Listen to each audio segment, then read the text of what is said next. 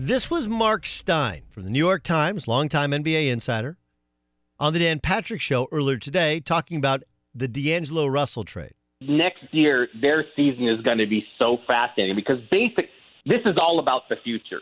D'Angelo Russell doesn't fit there whatsoever. This was exactly how you described it. They just wanted to make sure that they did not see Kevin Durant, arguably the best player in the league when healthy, walk out the door for nothing. They got a 23-year-old all-star, and they will trade him. It's just a matter of when. Do they keep him for a whole season? Do they even trade him at midseason?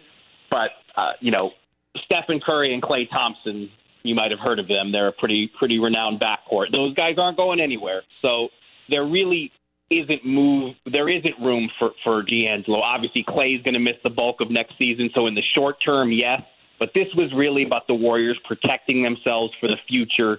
And next season, this first season in this new palace they've built in San Francisco, it's really all about setting them up for the future. They want to be able in year two to move forward at the level that we've been accustomed to watching them for the last 5 years. Interesting. Basically, he's a seat holder, right, at the Oscars. Here, sitting. And tonight, for this year, the role of Kevin Durant, a guy who holds the ball a little bit longer than everybody else in the Warriors, will be played by D'Angelo Russell. It's just about assets.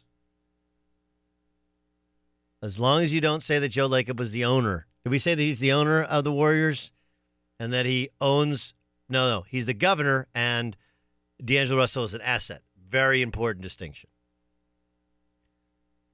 I was curious of it myself because if you know the Warriors have the lowest pick and roll rate in the NBA over the last 5 years since Steve Kerr got there. Now, I think some of that will change as they'll be unable to play that Hampton 5 lineup with Andre Iguodala gone.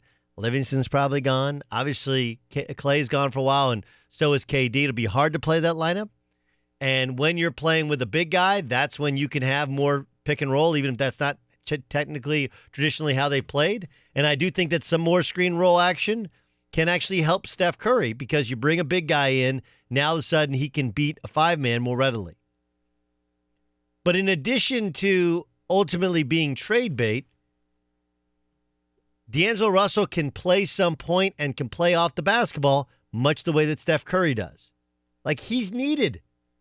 But this is a gap year for the Golden State Warriors. So instead of traveling Europe with a backpack on, they're simply going to traverse the NBA with D'Angelo Russell on. Hi, I'm Doug Gottlieb from Fox Sports Radio, and you need to subscribe to the Fox Sports Radio YouTube channel where you can hear and see me. Why not? Plus everybody else who's awesome here on Fox Sports Radio.